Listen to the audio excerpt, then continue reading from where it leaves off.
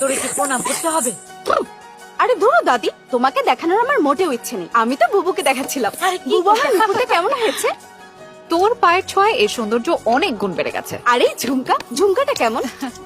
একেবারে পরীর মতো লাগছে Thank you, তোকে। দিদি। এই হইছে, লা, লা, লা, এখন লা, তোর দেমাতে মাটিতে পাই পড়বো না।